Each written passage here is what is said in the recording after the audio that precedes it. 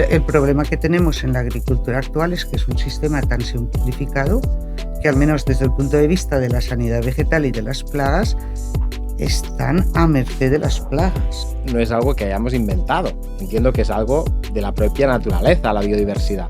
Cuanto mayor es el número de especies, mayor biodiversidad tenemos, se crean toda una serie de estructuras tróficas y de redes que hacen que el ecosistema sea mucho más estable. También todo herbicidado o quemado, exterminando toda esta biodiversidad. ¿Cómo hemos llegado aquí los agricultores? Soy agricultor de 9ª generación en una finca familiar de viñedos, olivos y cereal. Hace 15 años dejé la agricultura convencional y hoy mis suelos son 10 veces más fértiles y mi finca es más rentable. Hoy no dependo de la agroindustria y produzco alimentos sin tóxicos mientras contribuyo a cuidar el planeta. La agricultura regenerativa no es el futuro, es el presente. Aquí descubrirás sus beneficios y cómo aplicarla para cambiar las reglas del juego. Soy Francesc Font y esto es The Regen Podcast. ¡Empezamos! Rosa Bercher, ¿cómo estás? Muy bien. Primero que nada, agradecerte por haberme invitado a este programa tan maravilloso y encantada de compartir contigo y con tu público. Pues muchas gracias por venir desde Valencia. Nos conocimos hace 2-3 años en una charla de viticultura regenerativa y enseguida, no sé si lo recuerdas, pero te dije, tengo un podcast. Sí. A ver cuándo podemos hacerlo. Eres profesora en la Universidad Politécnica de Valencia, experta en ecología de plagas, en biodiversidad y, para no dejarme nada, en control biológico y bioindicadores ambientales. Se me ha hecho difícil de verbalizar. Pues hoy vamos a hablar de un tema que me hace mucha ilusión, que es muy necesario, del que hablamos seguramente a cada episodio que hacemos, pero nunca lo habíamos hecho con una experta, ¿no? Vamos a hablar de biodiversidad. Así en pocas palabras y para que se entienda, cuando decimos biodiversidad, para la gente, a todos nos suena, pero para alguien que no está familiarizado con este concepto, ¿cómo lo definirías, biodiversidad? Si quieres te digo el concepto puro y duro de la ecología, que Perfecto. La biodiversidad es el número de especies distintas que hay en un entorno, en un territorio determinado. Pero no es solo, es decir, número de especies se queda corto, pero realmente hay mucho detrás, y es que cuanto mayor es el número de especies, mayor biodiversidad tenemos, se crean toda una serie de estructuras tróficas y de redes que hacen que el ecosistema sea mucho más estable. Entonces, claro, una sola especie va a ser la reina, 2 van a empezar a competir, pero si hay muchas, se forma de manera, podríamos llamar, mágica o científica, toda una estructura que da estabilidad a ese territorio, a ese ecosistema, a lo que estemos, o agroecosistema, que es de lo que más nos vamos a referir ahora. Por eso es tan importante. Claro. Sí, hay una gráfica que creo que está en un libro de Alan Savory sobre el manejo holístico, que lo explica muy bien, ¿no?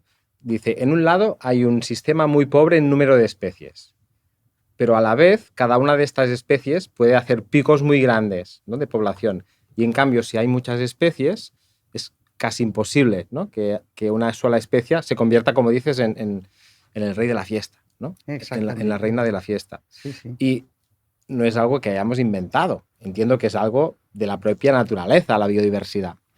Así mismo, y además muy antiguo, porque te estoy hablando de cuando yo empecé a estudiar, que hice un máster, y en aquel entonces nuestro profesor ya nos explicaba cómo era el huerto de los indios, de los indígenas.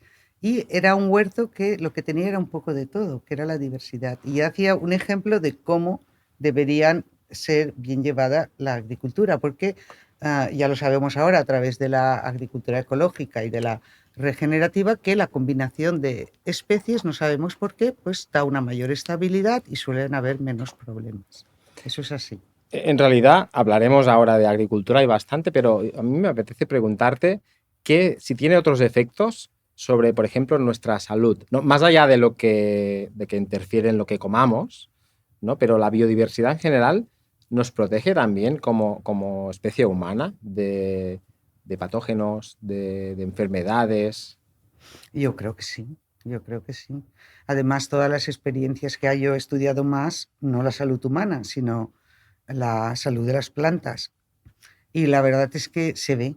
No necesitas, muchas veces se ha estudiado, y yo tengo estudios científicos que así lo demuestran, pero es que no lo necesitas. Tú vas, por ejemplo, yo que voy a un campo que han tratado mucho químico, es que no necesitan ni decírmelo, porque es que no ves nada. Y entonces ya sabes allí que el primer pulgón que llegue se va a convertir en el rey.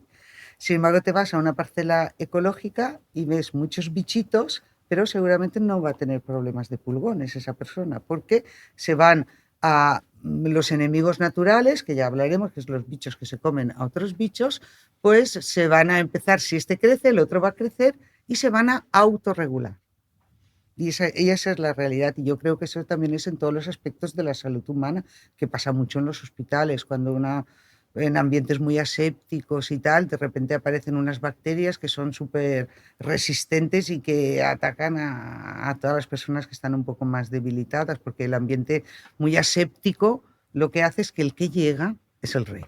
Claro. Sin embargo, es como si hay muchos, pues nadie llega a ser el rey y todos conviven, porque eso también me liga en un aspecto muy básico de la ecología que realmente yo creo que está distorsionado, que es la ley del más fuerte, la lucha por la supervivencia. Eso, cuando realmente estudias de verdad la ecología, te das cuenta que es muy al contrario, que las especies lo que quieren es coexistir. Incluso se han hecho estudios con plantas que tú pones una planta en un laboratorio y estas son las condiciones maravillosas en las que vive.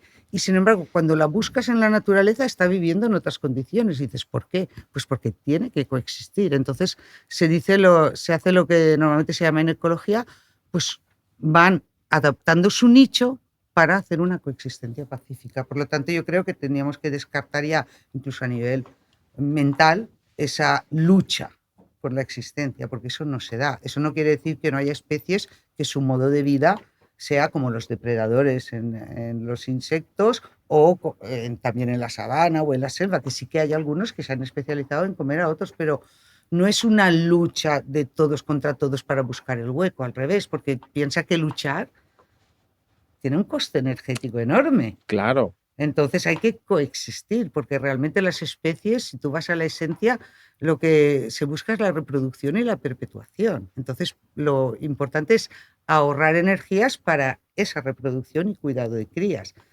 Lo que menos quieres es perder tus energías en la lucha. En realidad es buenísimo lo que dices y es un cambio de paradigma, ¿no? Totalmente. Bestial. Y otro paradigma que a lo mejor estamos acostumbrados es, y muchas veces desde la ciencia, no es a simplificar el sistema, y esto en la agricultura es clarísimo, ¿no? Porque simplificando el sistema parece que lo tenemos más controlado y que lo podemos entender mejor, cuando en realidad es al revés también, ¿no? Por esta misma razón. Absolutamente. ¿Qué dices? Absolutamente. Así es. Y además el problema que tenemos en la agricultura actual es que es un sistema tan simplificado que, al menos desde el punto de vista de la sanidad vegetal y de las plagas, están a merced de las plagas. Por ejemplo, ahora acaba de llegar a Valencia el año pasado llegó una nueva plaga, que es un trip, que son un tipo de bicho que crece mucho, es un crecimiento muy exponencial.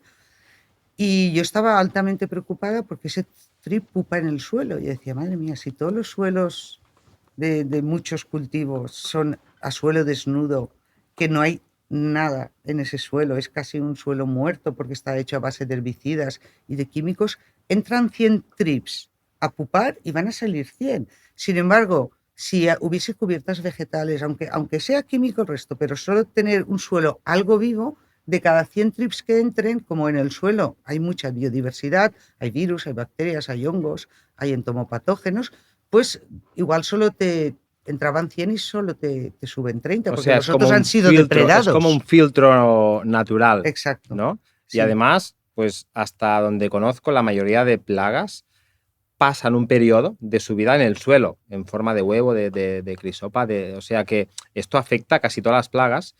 Y ahora me viene una cosa a la cabeza, ¿no? Un argumento que he oído muchas veces cuando tú trabajas con cubiertas vegetales, por ejemplo, ¿no? Y un vecino pues trabaja con una agricultura basada en la labranza, los herbicidas, ¿no? Te dice que por tu culpa, por tener tantos hierbajos, por tu culpa, se le va a llenar el campo de plagas. Cuando en realidad, por lo que dices, te debería dar las gracias, porque tus suelos, ¿no?, con esta biodiversidad, están filtrando tus plagas y las suyas, ¿no? Es así, si te he entendido bien. Es que si el suelo está desnudo, pues es un suelo muerto, es como si fuese cemento, porque además es un suelo desnudo que tira mucho herbicida y se va compactando con los años. Entonces hay muy poca vida ahí. Sin embargo, en las cubiertas vegetales tienen mucha vida y es verdad que eso yo lo he oído tantas veces que estuve 2 años haciendo un estudio específico donde en cubiertas vegetales segaba las cubiertas vegetales y empezaba a mirar los bichos que había en esas cubiertas al día siguiente. Yo miraba los bichos antes de segar, segaba y después cada 2 días me iba a ver lo que pasaba en la cubierta y en el árbol. Y no se me pasaban los bichos arriba, sino que lo que hacían es que, y eso es muy interesante y poca gente lo sabe, es que muchos insectos, no es todos, sobre entomología o con los bichos no podemos generalizar. Yo te voy a generalizar y me pueden decir, hay excepciones, es verdad, ya lo digo desde el principio, perfecto. Siempre hay excepciones. Queda claro, que no nos digan nada, queda claro. Queda claro de que siempre van a haber casos que no cumplan lo que yo te digo. Yo te estoy hablando de generalidades. Entonces, en general, los insectos están muy adaptados al hábitat. Incluso estudios profundos que se han hecho, es que tú imagínate, yo trabajo mucho en cítricos y voy a usar mucho ese ejemplo, la diferencia que hay entre una hoja de cítrico y una hierba. Es que no tiene nada que ver la consistencia. Incluso a veces, siendo la misma especie, puede ser que haya razas que tengan ciertas diferencias en el aparato bucal que hace que uno esté más adaptado a picar la dureza de la hoja de cítrico y los otros la hoja de la hierba. Y entonces no haya esa interacción. Incluso en este estudio, que ya te digo que lo repetí durante 2 años, cuando yo segaba las hierbas, los insectos lo que hacían era irse a otras zonas de hierbas. Y a medida que la hierba iba creciendo, volvían a recolonizar, pero no subía. Incluso el mosquito verde, que estaba allí entre las hierbas y se cita, aunque no es una plaga importante, pero está citada como plaga de los cítricos, no se subían al cítrico, aunque yo segara la hierba, se iban a otras hierbas y después ya volvían a medida que las hierbas crecían, a reconquistar ese territorio. O sea que este estudio desmiente lo que estaba diciendo ahora, ¿no? De que más hierba significa más patógenos que pueden atacar a mis cultivos. Cuando en realidad es al revés, ¿no? Lo que estás estudiando tú es que estas hierbas, estas plantas de las cubiertas vegetales atraen a insectos que se comen las plagas. Atraen, ¿no?, insectos beneficiosos. Este es el concepto de fauna auxiliar. Exacto. Entiendo que relacionado con flora auxiliar, que son las plantas que atraen estos insectos.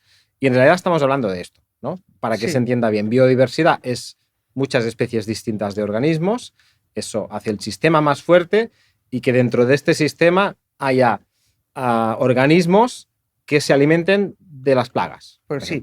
Por ejemplo, mira, dentro de lo que llamamos los enemigos naturales o la fauna auxiliar, que son los que se alimentan de manera natural de las plagas y ayudan a regular las poblaciones, tenemos 2 tipos. Unos se llaman depredadores, que son como si dijésemos carnívoros, que esos se comen a las plagas. Y después hay otros que se llaman parasitoides, que lo que hacen es que ponen huevos en el interior. Entonces, el adulto... Perdonan, en el interior de la plaga. De la plaga. Por lo tanto, el adulto del parásito no se alimenta. Pues el adulto normalmente es florícola o se alimenta de sustancias azucaradas. Por eso él no come directamente, sino que pone huevos y es la oruguita o la larvita que sale de ahí la que se va alimentando de la plaga. Por lo tanto, no tiene nada que ver. Son 2 tipos muy diferentes. ¿Qué nos dan esas cubiertas vegetales o esa diversidad vegetal que añadimos a los monocultivos para aumentar la estabilidad del agroecosistema?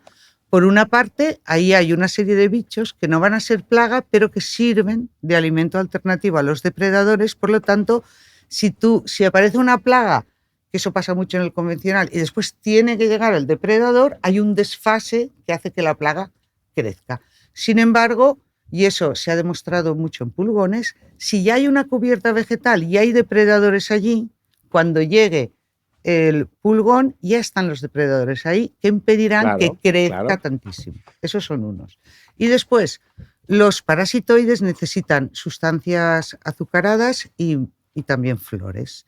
Entonces, el mantener una diversidad vegetal que tenga plantas con flores o que tengan néctar floral, plantas que tengan néctar floral o néctar extrafloral, nos atrae a esos parasitoides que ya se quedan ahí.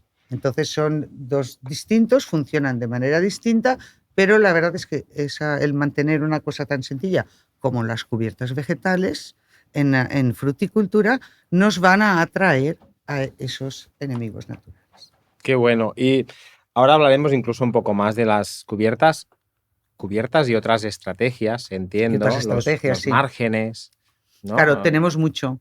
Por ejemplo, yo en uno de los proyectos últimos que hemos hecho en campos de cítricos, hemos puesto cubiertas espontáneas, hemos puesto cubiertas sembradas para comparar y después hemos puesto bandas florales de lobularia y caléndula porque tienen mucha floración casi todo el año en determinados puntos. Rosa, para que se entienda, bandas florales son líneas de estas plantas, ¿no? O líneas, o por ejemplo, una cosa que hacemos en cítricos, como la mayoría de los cítricos van a goteo, pues cerca de donde está el goteo sembramos unas cuantas de estas plantas. Entonces no es como una línea, sino que ponemos como puntos. Ya no es una línea continua, pero también puede ser una línea. Si estamos hablando de un campo hortícola, pues puedes poner una línea continua. Es que me viene a la cabeza una persona que seguro que conoces, que es Ernest Mas, que ha estado aquí sentado y que tenemos vídeos donde hace esto de las bandas florales, que es espectacular. Sí. ¿No? Y es lo mismo que estamos comentando. Pero yo te quería preguntar, bueno, igual... Sí. Perdona. No, y aparte de lo que tú, yo creo que es lo que tú vas a decir. Y además de eso, también tenemos los márgenes. Exacto. Que también podemos mantenerlos y potenciarlos. Por ejemplo, en un estudio que yo hice en los campos de arroz de la Albufera, pues a ellos les gusta mucho tener limpios todos los alrededores y yo demostré que estaban llenos de enemigos naturales. Entonces hicimos una campaña para que los agricultores no fuesen con el herbicida matándolos porque ahí tenían un remanente para el pulgón que ataca, por ejemplo, al arroz. Entonces así hay muchos ejemplos. En este último proyecto también lo que hemos hecho es que pusimos una línea de gotero durante un pequeño tiempo en los márgenes para estimular esa vegetación espontánea.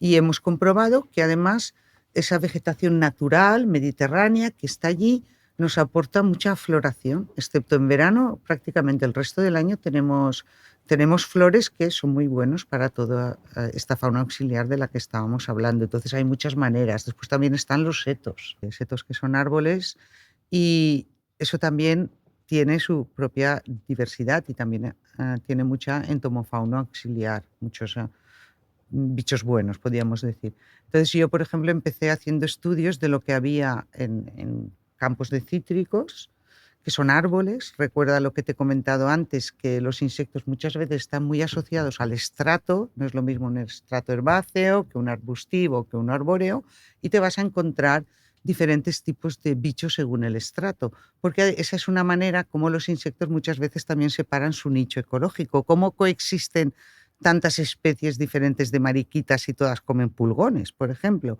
Pues muchas veces es porque unas comen los pulgones de los árboles, otras especies comen los pulgones de los arbustos y otros los pulgones de las hierbas. Están especializadas en distintos tipos de pulgón. Sí, y en distinto estrato. Entonces, por ejemplo, en un árbol cítrico, tú raramente vas a ver una mariquita, porque es arbóreo, y la mariquita va más al arbustivo. Entonces, por ejemplo, sin embargo, un granado que tiene un porte así más arbustivo está lleno de mariquitas. Y en las hierbas nos vamos a encontrar otras especies que se llaman Stymnus, te lo digo por curiosidad. Entonces, también es una manera que coexisten los insectos, que eso se ha demostrado también en otras especies, como por ejemplo los pájaros, o unos van a comer de día, otros de noche, y volvemos a lo que hablábamos hace un rato de la coexistencia pacífica entre las especies. ¿Y cómo lo logran? Pues separando sus nichos, cada uno se centra en una parte del estrato y así logran coexistir. Entonces, ¿qué es lo mejor? Todos son importantes. Lo que sí que yo he visto es que si tú tienes árboles, pues el trasiego de bichos te va a ser más fácil, será muy fluido con el seto, porque Vale. son casi el mismo estrato, pero también con las hierbas, también hay.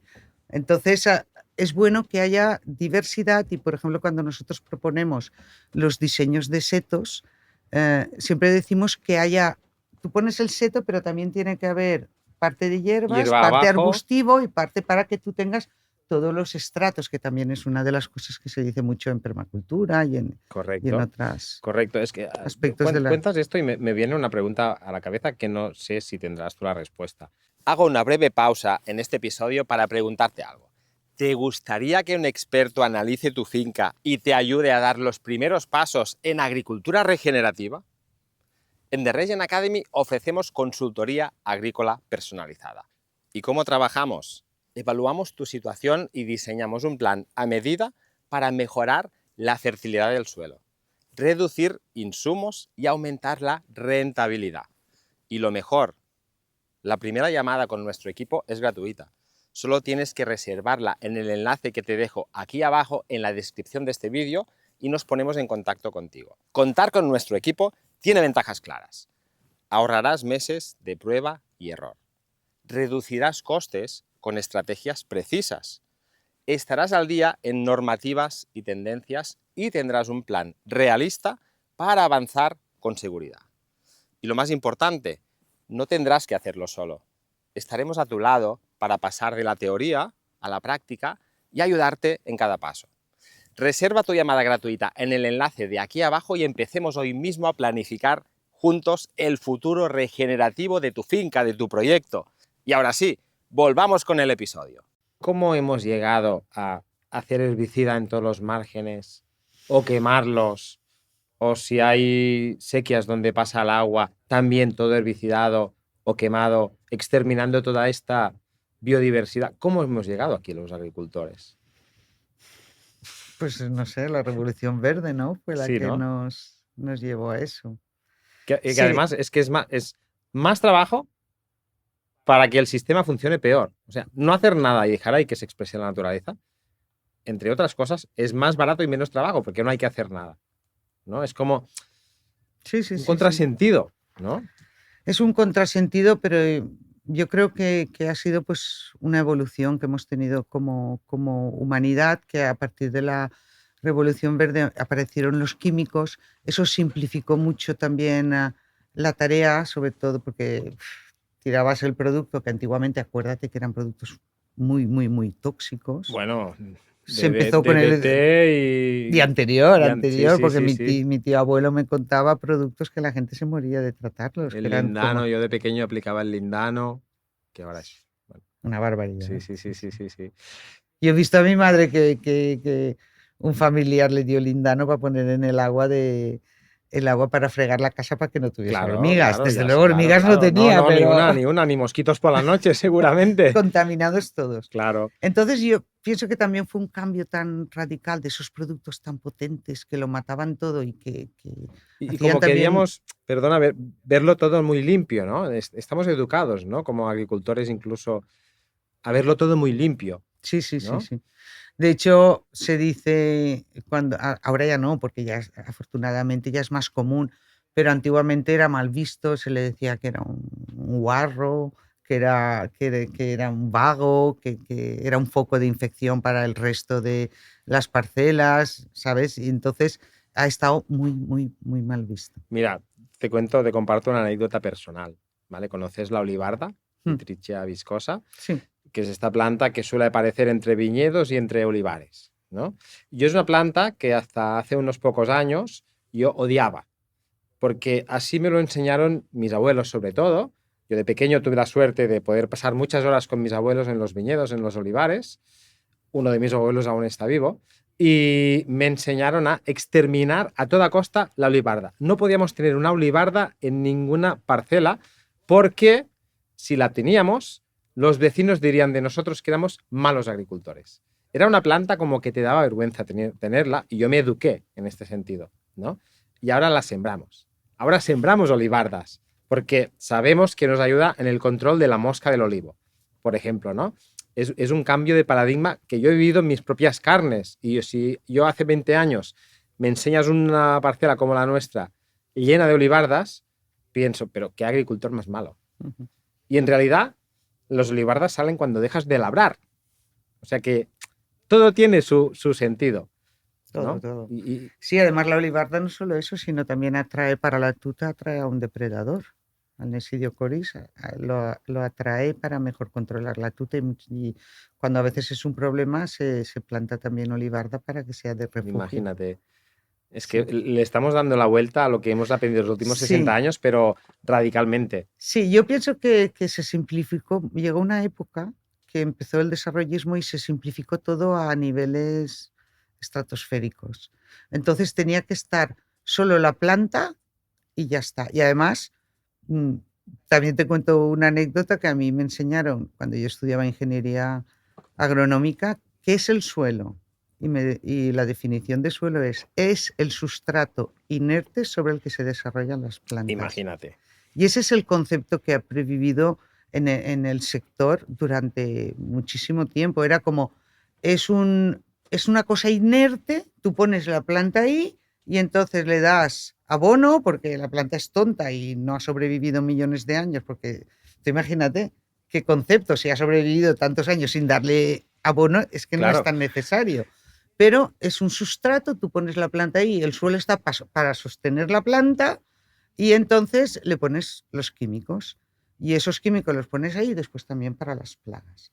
Entonces, claro, ahora hemos evolucionado. En su época, pues puede que, no sé, en el proceso evolutivo humano fuese necesario, pero ahora ya tenemos muchos más conocimientos y sabemos que eso no es verdad. Sabemos que todos esos productos, yo tengo una foto guardada en mi ordenador de unas enfermeras poniendo DDTs a los niños de arriba abajo. En el champú de los piojos, no el DDT, pero Ahora, otros ahora el productos. DDT está prohibido, pero antiguamente el sistema, incluso los médicos lo recomendaban, en la agricultura era un desconocimiento. Entonces, bueno, hemos hecho cosas que han traído estas consecuencias de mucha contaminación, que todos tenemos DDT y además en donde busques de la cadena trófica es que hay DDT. Exacto. Y se va a quedar ahí por miles, se dice que no se degrada. El lindano, todos esos productos, pero han sido muy usados, como estábamos comentando. Pero bueno, eso ha sido el pasado. Vamos a decir que no conocíamos las consecuencias de esos usos porque se vendían así. Yo he visto también un anuncio de americano muy antiguo que estaba la gente allí y la mojaban con DDT y esto es maravilloso y aquí no pasa nada. Entonces, eso es lo que pensábamos. Y yo pienso que los agricultores aman su oficio y aman su tierra y lo hicieron porque se pensaba que así íbamos a conseguir mejores productividades y todo iba a mejorar. Ahora ya estamos en otro paradigma, ahora ya hemos vivido en nuestras propias carnes y los estamos viviendo la consecuencia de esa simplificación del sistema. Y afortunadamente ha habido mucha gente, ya mucho antes que nosotros, que ha empezado a observar la naturaleza y a ver que las cosas no son tan así y que es mucho más al contrario, que si ponemos diversidad, pues vamos a favorecer todo lo que es la productividad. Incluso también se ha visto mucho, que eso mi padre lo hacía, mi padre veía una verdolaga y se tiraba al cuello de la verdolaga. En casa también, en casa también. Y ya no te digo un cenizo, ya un Sí, cenizo ya exacto. es el enemigo máximo número 1. Y también competencia. Vamos a ver, si es que, por ejemplo, es que las raíces, si tú cuando ves las plantas, muchas veces, porque hay tantas plantas y tantas especies distintas conviviendo en un metro cuadrado, si tú lo miras, también separan el nicho, igual como te he dicho, los insectos, porque hay unas que tienen raíces súper superficiales, otras más profundas, otras llegan a unas capas profundas que no llega nadie, y así no hay competencia entre ellas. Cada uno se alimenta de una parte de ese suelo. Pues también puede ser así. Yo no te digo que es verdad que en unas situaciones de extrema sequía o pues puede haber una competencia por ejemplo, el viñedo en una zona que prácticamente no llueve, pues sí que puede haber cierta competencia. Hay que hacerlo bien. Nosotros siempre decimos que dejar cubiertas vegetales no es dejar hierbas. Exacto. Requiere una gestión. Es posible, lo hacemos en zonas donde llueve muy poco, pero requiere una gestión. Exacto. Pero o sea, ahora estamos hablando de cosas que para nosotros son bastante obvias, ¿no? Y estamos hablando como si ya fuese una cosa normal. Pero en realidad no lo es. No es normal que los agricultores en general, aquí tampoco se puede generalizar, ¿no? Pero no es normal que los agricultores en general trabajen con cubiertas vegetales, con márgenes florales, que pongan cajas nido de insectos. Es algo aún minoritario. Los que defendemos la agricultura regenerativa lo contamos como algo muy positivo, pero es algo muy minoritario. O sea que estamos lejos, ¿no? Aún de llegar a este cambio de paradigma, aún las obviedades que estamos ahora comentando, y seguramente un paso importante sería dejar la química, ¿no? Dejar de aplicar estos productos pesticidas de síntesis química que no solo se cargan la plaga, sino se cargan los enemigos de la plaga, ¿no? En su mayoría. Sí, bueno, vamos a ver. Es verdad que aún hay mucha agricultura, como pudiésemos decir, muy convencional, pero sí que se están notando cambios. Yo participo en muchos proyectos que están haciendo ese cambio. Por ejemplo, estoy con cooperativas que ya las fincas de la cooperativa, gracias a que hay técnicos concienciados y que han visto que realmente es una mejora para todos, pues ya empiezan a poner ese tipo de infraestructuras. Después, si hay, por ejemplo, jóvenes que estudian, ya vuelven con otra visión y empiezan a dejar cubiertas. Es una cosa que es minoritaria, pero que yo, que llevo muchos años en esto y antes era absolutamente minoritario, yo lo veo con mucho más optimismo, porque ya está habiendo pues una apertura ante ese tipo de cosas. Y te voy a contar una anécdota: que yo colaboraba con una cooperativa y presenté un proyecto para introducir cubiertas vegetales en el cultivo del caqui en Alginet, una cooperativa que se llama Coagri, a la que estoy muy agradecida porque he hecho muchas cosas muy interesantes con ellos.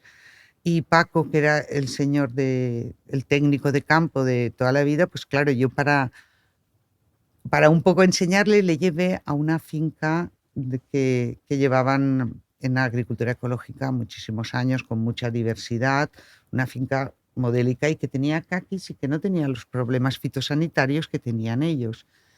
Y yo admiré mucho a esta persona, porque cuando vio la finca y habló con el productor y le contó cómo lo llevaba, que no tenía problemas fitosanitarios y tal, fue muy capaz de decir: esto no hemos estado haciendo las cosas bien hasta ahora y me doy cuenta. Qué bueno. Sí, qué entonces bueno. es verdad que a veces se ha hecho por bien sin tener esos conocimientos de las consecuencias a largo plazo que nos podían mantener. Además, Seguro. es que están llegando muchas plagas nuevas. Es decir, antiguamente te llegaba una plaga nueva cada 10 años, pero es que ahora cada 2 años tienes plagas nuevas. Hasta que yo trabajo en el sector, llegan especies nuevas que yo ni conozco.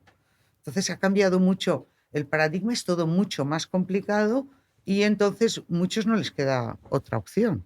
Y entonces, es que no podemos contra esta plaga, pues vamos a poner cubiertas a ver si eso nos ayuda. Pero bueno, después se dan cuenta que sí, que las cosas van mejor.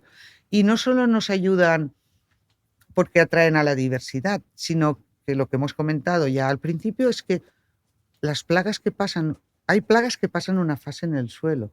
Pero yo he descubierto, que es una cosa que no se sabía, que hay los cotonets, que se llaman, hay especies de cotonets que es que viven en el suelo, están en las raíces y solo salen una vez cuando el fruto está, para alimentarse del fruto. Vale. Igual también para aumentar la diversidad genética. Y después se vuelven y son plagas muy difíciles de controlar. Y yo, entre uno de los factores que me hizo poder fijarme en el suelo, que no lo había hecho nadie hasta entonces, fue porque los ecológicos no tenían problemas y los convencionales sí. Y te preguntaste, ¿no? ¿Qué hacen diferente, ¿no? Y yo digo, ¿qué hacen diferente? Y entonces, bueno, también vi otras cosas y hice una cosa rarísima, que es poner trampas con feromonas en una bandeja así en el suelo para ver qué pasaba. Y estuve un año entero Y entonces pude ver que realmente viven en el suelo y en un momento que suben. Por eso los ecológicos, que tienen mucha más diversidad, mucha más vida, como hemos comentado al principio, no tienen tantos problemas como los convencionales. Pero es que hay exactamente en el caqui, es que hay uno de estos cotton edge que tú ya puedes tratar. Es que no le hace nada. Bueno, y además cada vez quedan menos Muchos productos menos. y además son más caros cada vez, ¿no? También son muy Sí. caros. Son muy caros y son muy poco efectivos. Por eso yo siempre digo a mis estudiantes que ser experto en sanidad vegetal tiene futuro, porque hasta ahora no hace falta saber de las plagas. Si tú tirabas a calendario y Claro. químicos muy potentes, ¿qué más da? Sin embargo, ahora tienes que saber muy bien la biología de la plaga, ver el momento de máxima sensibilidad y como ya no hay productos fuertes, esos pocos productos que quedan, porque además es que quedan pocos, pero están muy limitadas las dosis.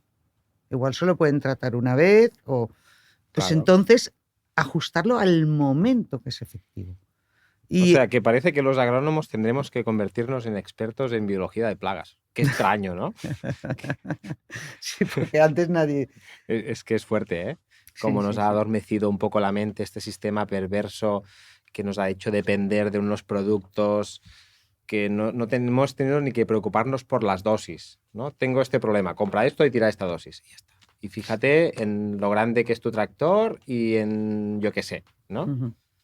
Sí, además antiguamente mucha dosis para que chorreteara por todo el árbol. Pero esa realidad ya no existe y por eso te digo que yo estoy notando un gran cambio en los últimos años. Bueno, esto de que no existe, la verdad es que podría contarte Ya, muchas cosas, pero hay más sensibilidad. hay mucha más Hay más sensibilidad. Yo, por sensibilidad. ejemplo, yo trabajo mucho con cooperativas y entonces, claro, es que tienen que seguir la normativa, porque es que ahora, como ha cambiado, no es que antiguamente era más difícil de detectar Mm. el problema o el mal uso, pero es que ahora, como están controlando las ventas, claro, tú lo que compras tienes que justificar Sí, con dónde la lo factura, el pones. carnet de aplicador, Sí, sí, además hay pero un sistema informático que permite que el ministerio pueda controlar mejor. Entonces, exacto. desde que ha habido ese control más grande, que es desde hace pocos años, hay un gran cambio porque los técnicos se han encontrado que no tienen productos y tienen que recurrir y yo he visto soltar bichos, he visto cambiar opiniones porque hay que adaptarse a cuál es la realidad regulatoria que Europa, que hasta hace unos años era todo súper tecnológica. Si tú en el año 2016, yo me acuerdo que leí un documento de la Unión Europea que decía la agricultura del futuro y era todo tecnología, Mm. todo tecnología. Allí la palabra agroecología no salía en ningún sitio, ni control biológico. Y sin embargo, ahora, al contrario, la agroecología ha cogido peso en la Sí, Unión la Europea. agroecología, la agricultura regenerativa, la La agricultura agricultura ecológica. regenerativa, si ya empieza, porque yo hace muchos años les decía y se me reían cuando yo daba las charlas a los agricultores, habrá un día que cobraréis por tener cubiertas Y vegetales. mira, Bueno, llegó, ya ha llegado ese llegó, día. llegó, Y se llegó. reía, va, va, va. Pues ya ha llegado ese día. Sí. Entonces, y si queremos, bueno, si sigue evolucionando Europa en positivo, como todos esperamos, eso va a ir a más, porque además la concienciación ambiental o sobre temas de salud es muy importante y la gente ya se preocupa de lo que come. Las nuevas generaciones de ingenieros que salen ya están mucho más concienciados, ya ellos ya no participan, Sí, ellos quieren hacer las cosas bien. ¿notas esto? ¿En la universidad hay movimiento en este sentido? Una cosa es lo que se da, a las asignaturas que se dan y todo eso, donde todo este tipo de la agricultura regenerativa, la agricultura ecológica y No tal, no está es ni mucho menos ni mayoritaria. mayoritaria ni a veces a lo mejor no está ni presente. Exacto. Y aún se va mucho a calcular las fórmulas de tratamientos, de abonados, de tal. El Eso NPK, aún sigue. las unidades fertilizantes. Sí, Exacto, eso es sí, sí, sí. sagrado, el NPK. Pero sí que yo veo una mucha mayor sensibilidad en cuanto a los jóvenes, a los ingenieros que salen, ya salen mucho más concienciados, ambientalmente respecto al cambio climático, porque ya sabemos que también las cubiertas vegetales aumentan la resiliencia, porque yo tengo un vídeo que me lo pasó un agricultor regenerativo, Enrique, que él se fue después de una lluvia fuerte, de estas que se dan en Valencia. Después de una lluvia fuerte se fue al campo. Y entonces tú ves el campo del vecino, que es con caquis convencionales, encharcado de agua, pero a tope de agua, y su campo, que está al lado, paseándose con la hierba, lo Claro, había sin absorbido todo. erosión. Entonces, claro, te dices, no es una tontería. Es que si toda esa agua que llueve, el suelo está tan compactado que no puede percolar, es un problema.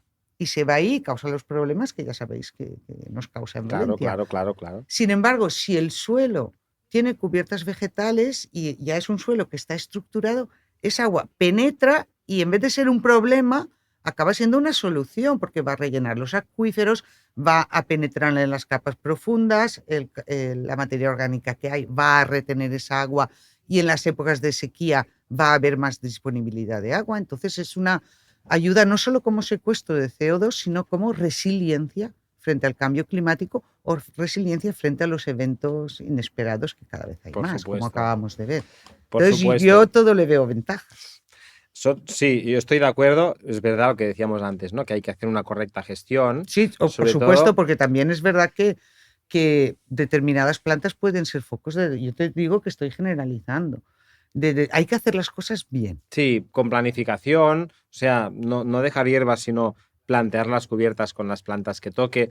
De hecho, quería entrar un poco en este aspecto más práctico, ¿no? Pongámonos que hay agricultores que nos están escuchando, que entienden las evidencias científicas que demuestran que más biodiversidad significa menos problemas, menos coste, ¿no? Incluso es que esto se traduce a dinero, ¿vale? Sí, ¿No? sí. Está claro, ¿no? Si tengo menos problemas, menos...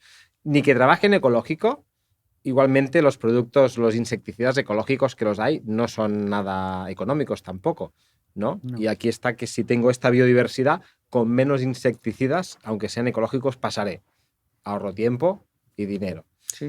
O sea que cuando entiendes toda esta película, yo me gustaría que pensásemos o que dieses algún consejo a agricultores que están a lo mejor trabajando pues, con una agricultura más convencional, ¿no? Y quieren disfrutar de estos beneficios. Entiendo que el primer paso a plantearse, o de los primeros, es intentar dejar de aplicar productos más agresivos, productos químicos, ¿no? Sí.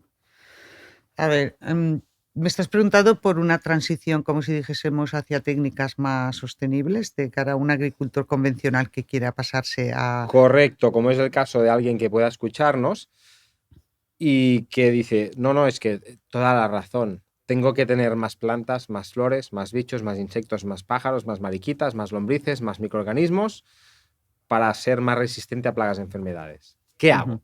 Vale. Hablamos, por ejemplo, de fruticultura. Perfecto. Pues entonces las cubiertas vegetales, para mí es lo más sencillo. Lo que pasa es que no es tan fácil de instaurar, porque si tú llevas 20 años de herbicida o de un suelo compactado, aunque tú siembres, que eso pasa, no van a quedarse, no va a salir nada. Entonces tienes que ver el suelo que tienes y si ves que está muy compactado, hacer algunas siembras de especies específicas que nosotros, por ejemplo, recomendamos gramíneas y leguminosas para empezar, si tu suelo está muy compactado. Mostaza, a mí me encanta la mostaza. La mostaza, que también es raíces pivotantes. Que también es desinfectante. Correcto. Pues puedes acudir a ese tipo de especies para que te ayuden a empezar ese proceso, porque si tú tienes... A mí me gustan las cubiertas espontáneas. Me parece que las cubiertas espontáneas están adaptadas a nuestro territorio. Sabes que según el tipo de suelo te van a salir un tipo de plantas y tal, y entonces es muy bueno y además nosotros tenemos mucha diversidad. El Mediterráneo es que no es como el resto de países europeos. Nosotros tenemos una gran biodiversidad que yo hace poco he publicado un artículo donde hemos contado la cantidad de plantas con flor que nos salen en esas cubiertas. Y la verdad es que yo tenía una serie de datos, me junté con una estadística que ha hecho todo esto de la minería de datos y ha demostrado que es verdad que cuando tienes más cubiertas vegetales, tienes más enemigos, más depredadores y más parasitoides, y sobre todo parasitoides, que son más sensibles. Entonces, si tú Me he perdido. Estaba hablándote del proceso, ¿no? Estábamos hablando del Vale. proceso, sí. Acaba porque ahora he pensado también otra cosa que quiero preguntarte. Pero Entonces, tú al principio, si el suelo está muy compactado, siembras estas especies para que te ayuden a descompactar. es Pero como un después, atajo, ¿no? Es como un sí, atajo. después con el tiempo, porque yo también he visto yo no creo que haya que obsesionarse en pon una cubierta vegetal exactamente de estas especies, porque es una lucha contra la naturaleza.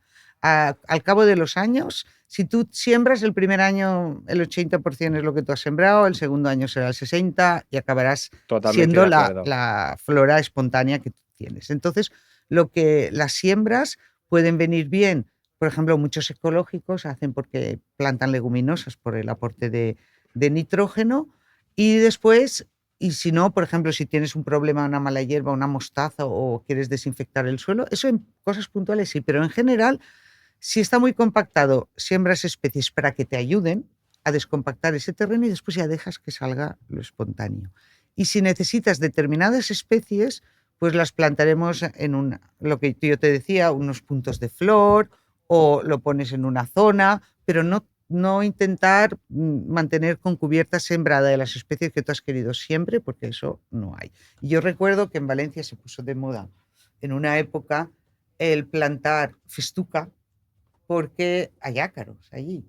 Y entonces tú veías el campo de cítricos y bajo como si fuese un campo de césped de festuca. Yo me acuerdo que llevé a unos estudiantes a ver unos campos así en una parcela y una estudiante extranjera, que no sé si era alemana o austríaca, me dijo, qué locura, un monocultivo arriba y un monocultivo Total. abajo. Y yo digo, tienes toda la razón.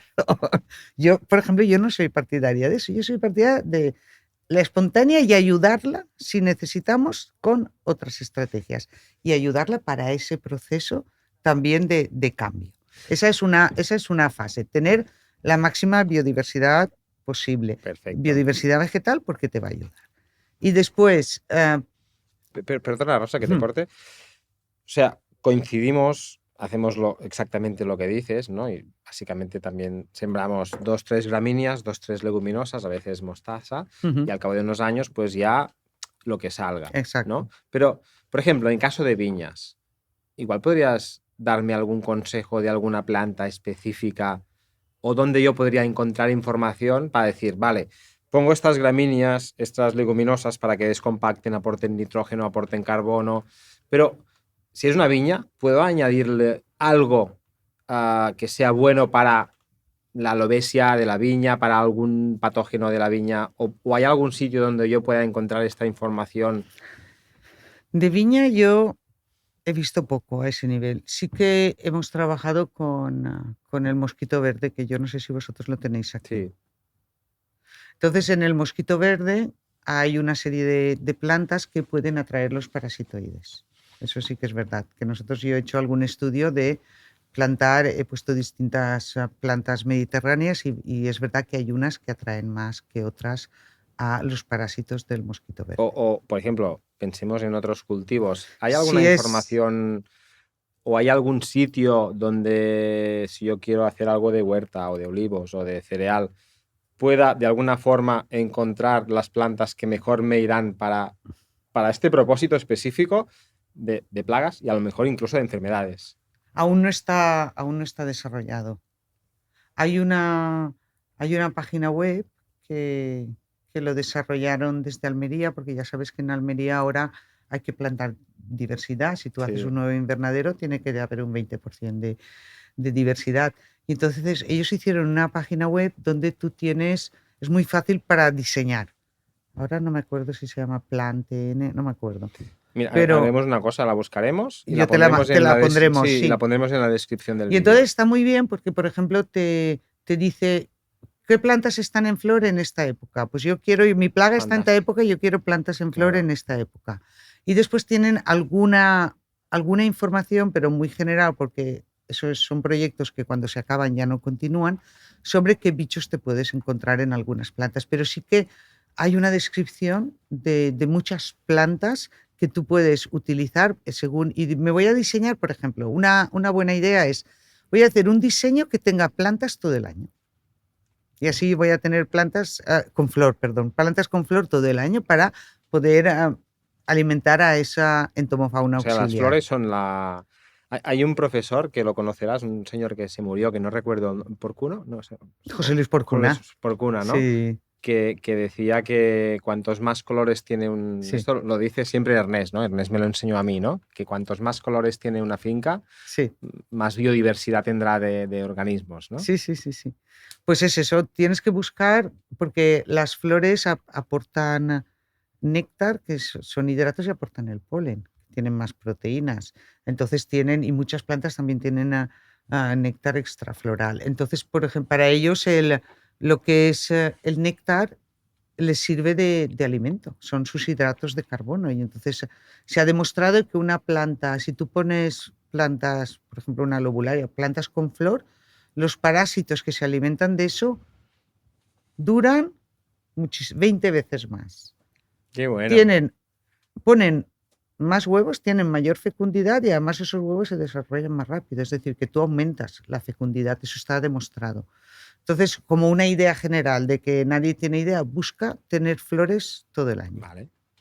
Vale. De hecho, Entonces, esta página web te ayuda y después también tiene un diseño de setos. Incluso dices, yo quiero un perfecto. seto para esta zona de España y te lo de tantos metros y tal de base y te lo diseña. Al menos ya tienes algo para Vale. ir empezando, pero el buscar que haya floración continua es muy bueno y además nos atraen muchos polinizadores. Claro. O sea, es un muy buen consejo. ¿Y tenéis experiencias en cereal? Porque en cultivos leñosos, con las cubiertas vegetales es más evidente. En huerto también igual También. como hay las bandas florales bandas o las florales, cubiertas, sí, pero sí. en cereal, ¿tienes alguna experiencia?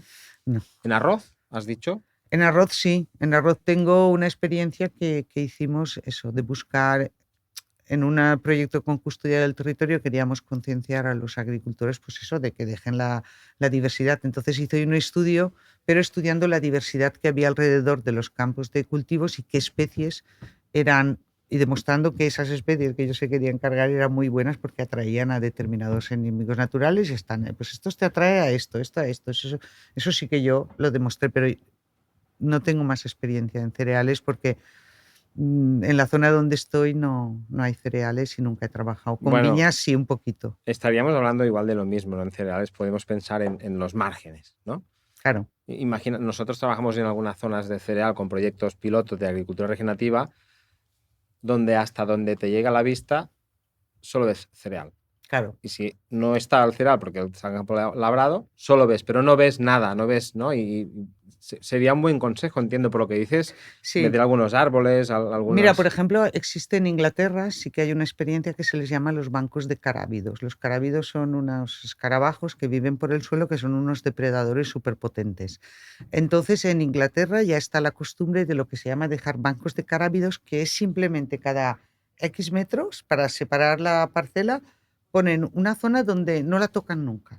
Vale. Entre medias. Y esa zona, ahí se refugia. La otra se labra, se siembra el cereal, pero entre tantas hay una zona que no se toca. Y a eso se le llaman bancos de carábidos, porque han demostrado que allí los carábidos se refugian y después se van allí a alimentarse de las plagas. Después también tengo experiencia en Francia, que incluso las propias empresas de semillas hacen estudios para ver, porque para ellos es el pulgón. Sabes, norte de Europa es casi todo enfermedades y el pulgón le tienen un miedo, es la plaga más importante que tienen. Y entonces han diseñado, porque un antiguo alumno mío estuvo allí haciendo una tesis doctoral, han diseñado un sistema, una combinación de hierbas que atraen a los parásitos de pulgones. Entonces tú ves que siembran el campo del cereal y en los bordes siembran también esas cubiertas vegetales con plantas de alta floración que atraen a esos parasitoides. Es bueno, es la agricultura del futuro. Sí. Claramente, y es apasionante porque al final es volver a entender la naturaleza, ¿no? Sí, volver además a mirarla. Está todo, hay muchísimo por descubrir ahí. Claro. Estamos en mantillos aún. Estamos en mantillos. Y oye, y respecto a enfermedades, o sea, la biodiversidad que puede atraer fauna auxiliar, ¿tiene también su función respecto a hongos, por ejemplo, que atacan los cultivos? ¿Has estudiado o habéis estudiado algo de esto? No, yo de enfermedades sí que sé que un suelo más rico también puede tener ese control. Después existían, ¿te acuerdas? Los suelos supresivos, que no sé si lo conoces, Sí, pero sí, sí, sí. aparecían unos suelos que aunque les inocularas la enfermedad, eh, no la desarrollaban las plantas que estaban ahí. Pues en aquella época se decía, pues tendrán algo, pues seguramente tendrían unos hongos antagonistas, que eso sí que lo he estudiado, que hay hongos que simplemente son antagonistas, crecen más rápido y evitan que los hongos patógenos se instalen, porque son más competitivos y son capaces de ocupar el espacio. Es un tema de competencia, ¿no?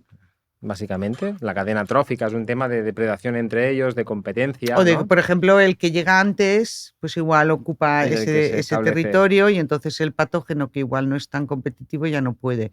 Y sí que es verdad que hay algunos hongos, como las tricodermas, que además no solo tienen ese efecto de competencia, sino que también son capaces de parasitar a los patógenos cuando se desarrollan e incluso y de comérselos, como si dijésemos. Exacto, sí, esto te quería comentar que a lo mejor, como dices, no hay tantos estudios de insectos que nos ayuden a controlar hongos, pero yo sí que he leído bastante sobre Sí, hongos que nos ayudan a controlar insectos, por ejemplo, la mosca del olivo, otros tipos de insectos, ¿no? Que cuando caen, cuando están en el suelo también son los hongos los que los parasitan de alguna forma, ¿no?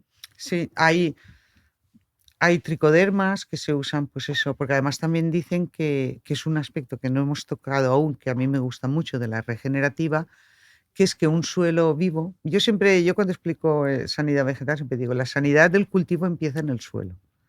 No solo Me por todos encanta. estos aspectos de diversidad que yo te digo y de las plagas que pupan en el suelo y todo eso, sino también porque una planta sana es mucho más resiliente frente a plagas y enfermedades.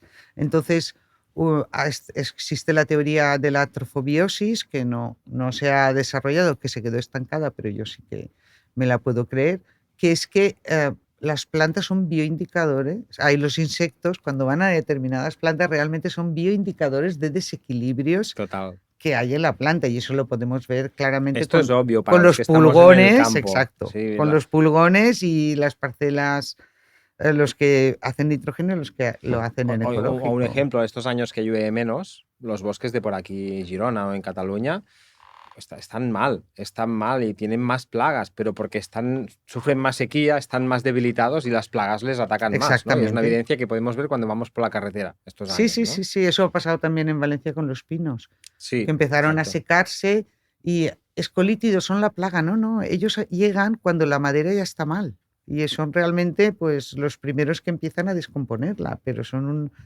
bioindicadores de Es que que eso. todo tiene su función. Sí, es Rosa, muy interesante porque yo creo que estamos aún al principio sí, es de este apasionante, mundo, es ¿no? Y hay apasionante. muchas cosas por descubrir porque a mí me gustaría que llegase a decir eso. Oye, tengo olivos. Pues mira, en olivos tú pones estas plantas porque son las que te van mejor para tal. Ahí a ese nivel no lo sabemos. Lo que sí que sabemos, y yo puedo poner la mano en el fuego, es que tú, cuanto más biodiversidad vegetal tengas, mejor te irá para el control de plagas y enfermedades, mejor te irá en la sanidad vegetal de tu cultivo. Y no solo por todo lo que ayude a la entomofauna auxiliar, sino porque el suelo estará más vivo y esa planta estará más sana. Es un mensaje fantástico y me queda una pregunta solo por hacerte. Bueno, me quedarían muchas, pero yo creo que haremos una segunda edición, Exacto. si te parece. Imagina que yo empiezo con estas prácticas, con las cubiertas, y en algún momento me pregunto, ¿voy bien o no voy bien? ¿Hay alguna forma más o menos fácil o asequible para un agricultor para tener una primera idea o para medir de alguna manera la biodiversidad que tiene en cuanto a insectos, en cuanto a los organismos que sea? Bueno, lo que hago es poner trampas y mirar los bichos que hay allí, pero eso es una cosa que tiene que hacer un experto. Vale, Yo creo que tú irás bien cuando vayas viendo que tienes mucha más vida y que tienes menos problemas de plagas. vale. Es que se nota, ¿eh? Se Cuando nota, nosotros caminamos por nuestra finca, se nota. es un espectáculo. Antes era un desierto y no se oían ni los grillos. Ahora es un espectáculo, ¿no? Y ya sabes que vas bien. Se Y, nota, y- se nota. Mira, a mí hace poco estábamos en un proyecto y estábamos seleccionando parcelas y era comparar. suelta de bichos con químicos. Y me llevan a una parcela. Es que yo le dije, mira, es que a los 10 minutos yo me pasé por la parcela, no, a los 5 minutos digo, mira, no, esta parcela no la quiero porque ¿para qué vas a soltar bichos si este señor siempre está tratando? Es que no veías nada. Claro. Entonces, mientras si ves vidilla, es que va muy bien. Y vas a las parcelas de cítricos ecológicos y ves de todo, pero después no necesitan ni dar ningún tratamiento para el pulgón. Después también me gustaría recalcar que cuando tú haces el proceso de transición es cuando es la época más difícil, los primeros años. Entonces hay que tener paciencia y son los años que tienes que estar más pendientes. Que vayan con cuidado, que yo me cambio de sistema y cambio el tipo de botella y me paso de la botella química a la botella ecológica, eso no sirve. Eso, por favor, porque además hay muchos productos ecológicos que lo matan todo. Entonces no es igual que el químico, pero no deja residuos. Por lo tanto, como las piretrinas, como las ¿no? Que piretrinas. son una bomba de acción masiva. Exacto. Entonces hay muchas opciones, o soltar bichos, o poner alguna plantita para que te ayuden, o utilizar otro tipo de productos que no son tan eficaces, pero sí que te pueden regular un poco las poblaciones de plaga y bajártelas un poquito y esperar a que poco a poco se vaya aumentando la población de fauna auxiliar, que es un proceso relativamente rápido, ¿eh? El primer año no, pero al segundo ya Es que la te lleva bien. naturaleza muy, es lo que quiere, somos nosotros que no paramos de frenarla. sí, es muy resiliente, es muy resiliente. Rosa, muchas gracias. Nos Gracias quedamos a con ti. todo y sobre todo con estas últimas recomendaciones. Ha sido un auténtico placer, de verdad, es un tema que a mí me apasiona y como decíamos, es el futuro de la agricultura. Estaremos atentos también a lo que vayas publicando y cuando haya novedades o te apetezca, llama a la puerta que aquí estaremos. Muchas Bueno, gracias. muchas gracias. Que vaya muy bien. Gracias. Chao. Chao.